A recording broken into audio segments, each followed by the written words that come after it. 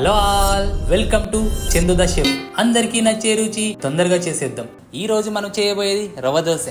రవ్వ దోశ కావాల్సిన ఐటమ్స్ ఏంటంటే ఆనియన్స్, పచ్చిమిర్చి, అల్లం, కరివేపాకు, కొత్తిమీర, క్యారెట్. ఇవన్నీ చిన్నగా కట్ చేసుకొని పక్కన పెట్టేసుకోండి. ఒక బౌల్ తీసుకొని నేను ఒక మెజర్మెంట్ కప్ తీసుకున్నా. మీ దగ్గర ఉంటే యూస్ చేయండి, లేకపోతే చిన్న గ్లాస్తో వాడుకోండి. ఒక కప్పు బొంబాయి రవ్వ తీసుకోండి. అందులోకి మరొక 1/4 కప్పు రైస్ పౌడర్ కూడా వేసుకోండి. 1 టేబుల్ స్పూన్ జీలకర్ర వేసుకోండి అందులోకి సరిపడేంత. అలాగే మనం కట్ చేసుకున్న పచ్చిమిర్చి, అల్లం, కరివేపాకు, ఆనియన్స్, కొంచెం కొత్తిమీర, కొంచెం క్యారెట్ వేసుకోండి. ఇవన్నీ వేసేసుకొని 1/4 కప్పు పెరుగు కూడా వేసుకోండి. ఇందులో 1 టేబుల్ స్పూన్ సాల్ట్ వేసుకోండి సరిపడేంత. ఇవన్నీ వేసేసుకొని కలిపేసుకోండి. 2 కప్స్ వాటర్ పోసి కలిపేసుకున్న తర్వాత మరొక 2 కప్స్ వాటర్ పోసుకోండి. కలిపేసి పక్కన పెట్టేసుకోండి. ఒక 20 మినిట్స్ 15 మినిట్స్ పక్కన పెట్టేసుకోండి.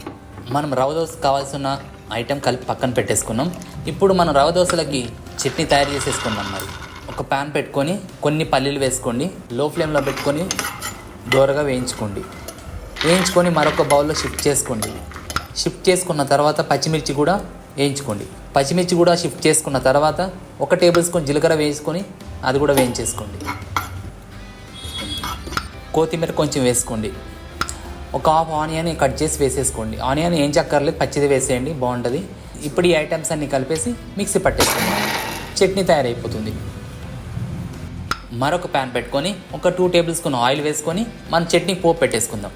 2 టేబుల్ స్పూన్ ఆయిల్ వేసుకొని 2 ఎండుమిర్చి వేసుకొని 1/2 టేబుల్ స్పూన్ జీలకర్ర వేసుకొని 4 కరివేపాకు రెబ్బలు వేసుకోండి. ఈ పోపు చట్నీలో వేసేసుకోండి.